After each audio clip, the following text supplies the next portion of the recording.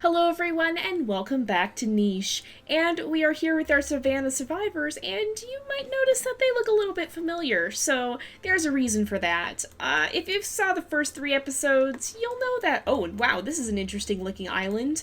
But you'll know that we had a bit of an accident last time. Things didn't quite go according to plan, and I let you guys vote at the end of that if you wanted us to retry or continue on with the survivors who started on a new island, because it would have taken us forever to get back to the Savanna, and you guys voted to retry with our original survivors. So yeah, let's say here. So Melami is the one who led them here, but while they were making their way across the stones, which have since crumbled into the water behind them. Now, the stones that normally are like this, they've disappeared. They can't go back. They can't escape this unless they get to a different island, which we do actually have a Savanna island here that we could potentially go to if we wanted to stay on the Savanna but escape the burning Savanna. But yeah, so Melami, as they were crossing and when they were stopping at one of their kind of intermediate islands, she had a really, really scary dream where things went very, very wrong. And she made sure that along the way they gathered up a lot of extra food and nesting material so that they're going to be a lot more prepared this time. So you'll see we actually have 50 food, we have 15 nesting material, and we actually spawned right next to a berry bush. So we're going to take advantage of that and do some gathering. But we're going to have these guys kind of set out. Okay, it looks like there's a cactus, but we'll have them head deeper into the Savanna. I kind of want to get, well, there's actually a tree right there, so I want to get to that tree. We probably want to stick around by some of the trees, maybe even some of the clusters of trees, so that we can be nice and in the shade here. Now, I've been actually doing some thinking lately as well on how we can maybe survive a little bit better here. And I think we might actually want to take the route of getting some wings in the family. Now, that was not a route I originally wanted to take, but there's a couple reasons that I think that might be a good idea. So if we look at the sticky tongue here, it gives us insect collecting no matter what. So we don't technically need their paws. We definitely want some creatures to have paws to collect from the berry bushes here, but we technically don't need all of our creatures to have paws. And if they have double wings, then they'll be able to fly right up and out of reach of those fires, I'm pretty sure, and sit in these trees. So that could be helpful. We also know the trees have a food source, although I think you might need collecting to be able to access it, so that might not help so much. Well, actually, maybe not, because I think we've had, yeah, because we used to, our family of night could gather from these savanna trees, so, and they didn't have any collecting ability. They had the bat head, which again is insect eating, and they had wings, so I think we would be able to collect straight out of these trees. And we'd also be able to get around faster. We'd be able to fly out of reach of the berryinas, and if we found a friendly berryina and got the berryina hind legs in the family, that plus the Savanna horns here would give us the chance to actually have 2 strength per creature, which would mean that they could break down the termite mounds, and they would be able to take on any berryinas with reasonable effectiveness, even if they had the lean body, which that and the big ears would protect them from the Savanna heat. So that's kind of my rough plan, is to split our tribe between having lean-bodied normal pod creatures that don't have a lot of strength, but that have the sticky tongue so that they can gather if a stronger creature breaks down a termite mound, and the paws so that they can run away from, or the normal paws, so they can run away from the fires and collect from the berry bushes. So that's kind of my plan with this, but first of all, we need to just keep these guys moving. We want to keep somebody by that berry bush, but I also see some termite mounds. So who's getting a little bit hot? Venuta, I'm going to have you come over here and gather. Who else is? We definitely need to get Kukirduk into the shade here, so I'm going to kind of move him this way. I'm going to leave Dukuda out here because even though it's getting hotter, he's actually not struggling too much. He does have the lean body, so he'll be able to take the heat just a little bit better. We'll leave him over here for the time being. And I think, do you have 2 strength, Kunu? You do. So I'm going to have you come over here and actually break down this termite mound. Now, and there's actually 2 berry bushes right by it. That's excellent.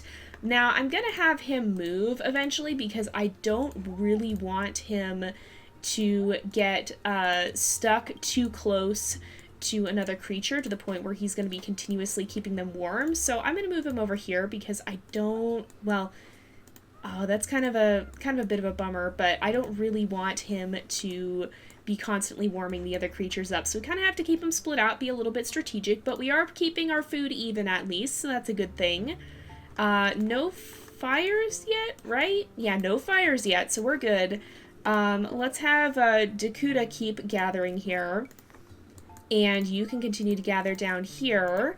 I'm gonna have Kukirdu slip into the shade, so he shouldn't warm Venuta up as long as it's only him. And if we're careful about how we do this, let's move Lara 1 over here. We'll put Melami here. She can start gathering some termites. And then I'll actually have Kunu come and gather from this berry bush while Lara kind of steps over here. Oh, there's actually a lot of berry bushes. Now, this area does scare me. It's very closed off, so if a fire were to come this way, we'd have no choice but to run straight through it. There'd be nothing we could do. I want to get into a larger area over here, but this is a pretty bountiful area, so as long as we keep our eyes open, we'll probably be okay for now. Let's go ahead. It looks like only Kukirduk has more moves, so we can actually move him over 1 too, which I think I will do in the end. Alright, still nothing too dangerous happening. We'll move him right over here. I don't think he's going to be able to gather. We did lose some food that turn too, which is not great, but we were also kind of just shifting everybody around, so I mean, it is what it is, and we should be able to regain quite a lot of it this turn, especially if we can start moving. Oh, Kunu found a nest! Oh, that's actually a perfect place for a nest. It's literally surrounded by food. There's 3 valid food sources here, so even our nesting mothers would be able to eat quite a lot. That's actually perfect. Wow, okay, so we found a good thing there, so we definitely need to start breeding, especially since our food is going up. But we need to be cautious about it, because that was one of the things that got us into trouble the last time. So Kunu and Lara are 2 creatures who we want to be breeding as well, along with Melami and... who was it? It was Melami and Dakuda, right? G and E, C and D, yes. So C and G and C and G. Do we have G here? Yes. So we don't really need to worry too much about breeding these guys. They're kind of just along to help us out here. Let's have you try and dig as long as you're sitting there. And it is still a friendly termite mound, so we can actually have Venuta come up here and knock it down for us. You could also continue to gather. And do we have any fires starting? Not yet, so that's good. But I think I'm actually going to have Lara slip into this nest here, and we'll bring Kunu down here and have him do some gathering too. And Melami can go ahead and pick up some of these termites. So we're actually increasing our food right now, which is very, very good. We do need to be cautious when we start having babies, because they're going to be taking up a lot of food and not returning any for a long time here. And so we do need to be really careful. In fact, let's have Kukirduk be the one to manage this, because Venuta is a little bit more suited to the climate here. He'll be able to handle it a bit better, and you can continue to gather. We'll go ahead and clear that away. We can clear this away too. I'm going to have Lara gather from right here, and then I think I'm going to take a bit of a risk, and I'm just going to breed them right away. So we'll have Kunu actually step over here. Oh, there's something out here. All these berries are gone. They weren't like that when we left them. So there's someone out here. We might have a new creature to add to our tribe pretty soon. Okay, so first things first, I'm going to have you go ahead and gather. Oh, it's a rogue. Okay, so you need to get smacked repeatedly. We don't want you breeding with our creatures. We need Melami to step over here and breed. So she needs to be pregnant, otherwise we're going to have some trouble here. And we had Lency. Oh, and I bet I haven't... Oh, yeah, because because the way I set this up, none of them have their mutation menu set, although I don't know that there's a lot we can do with them anyway. So I think... yeah, there's probably actually not too much we can do with them. Is there any... we can do better eyesight at least. Yeah, there's really not anything we can do except we could get rid of Kukirduk's blindness. If we do ever end up breeding him, we can try to get rid of that, and we can give him medium body instead, which will still be a step up, but since he doesn't have, he has heat body and big body, both of which are going to be hugely detrimental. Let's just make sure everybody is at least somewhat set up here, because I know I always forget that. And even though there's not a huge amount of things we can do, and if anybody has the swimming feet, then we need to get rid of those if possible. I don't know that anybody does, but if they do, we do need to be cautious of that. You do. Okay, so you have good eyesight at least. And we should be able to get the big ears before too long. But I'm going to focus on, she has hemophilia too. Oh, poor Melami. But I'm going to focus on, first of all, getting her a better paw that's going to give her that'll give her babies 2 running rather than stealth. Or that'll give an extra speed. I guess technically these don't give speed at all. They just give collecting, and we'll also focus on getting rid of those web-tined legs, because if those were to surface, that would cause us a significant amount of trouble should we encounter a forest fire or anything else I guess not a forest fire, but a savanna fire, or anything else we have to run away from, like those nasty bear hyenas that so plagued us the last time. Let's also take a look at Lency here. So she has pretty reasonable genetics. She did get the blind eyes secondary, so we definitely need to try and get rid of those. But she has very good fertility. Overall, she's really a pretty good creature. She's not going to have the sticky tongue. None of these creatures are. But none of the ones from Lara and Kunu, that is. But they will have the big ears, and they will have a chance of passing on those Savanna horns, which we did get them secondary, and I think that's the horn type we're going to want to keep. So even though Lency isn't going to be someone who can gather directly from these, she can still break them down, and she can still gather from the bushes around them. But let's go ahead, and we'll start another new day here. Our food's dropping slightly, so we do need to be careful. Let's make sure we continue to gather. I'm going to move Lency out right here. Oh, that's another rogue male. Okay, quickly, Kunu, come over here, breed. I didn't really want her to have another baby right away, but you know what? We're going to go with it. And that is a bad termite mound now. So let's go ahead. We'll gather here. I'll have Venuta break this down, and then he can gather once.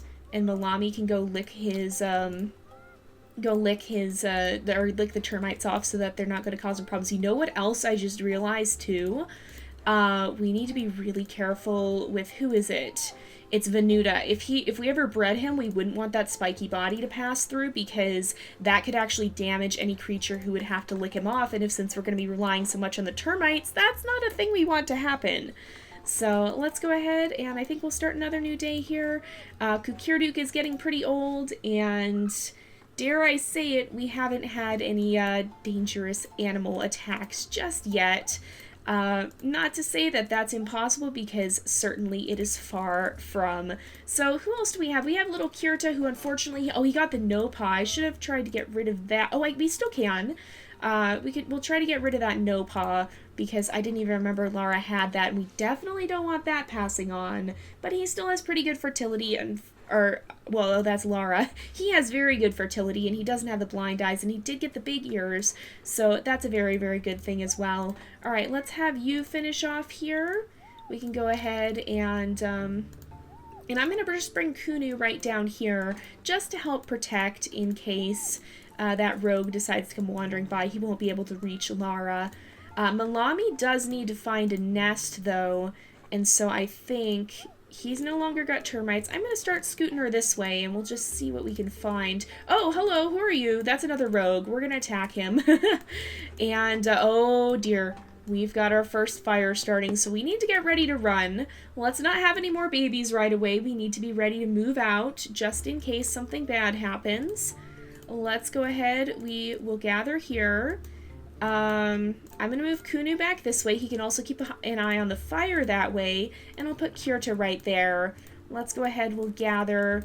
You can take another swipe at this dude, because he's going to cause us problems otherwise.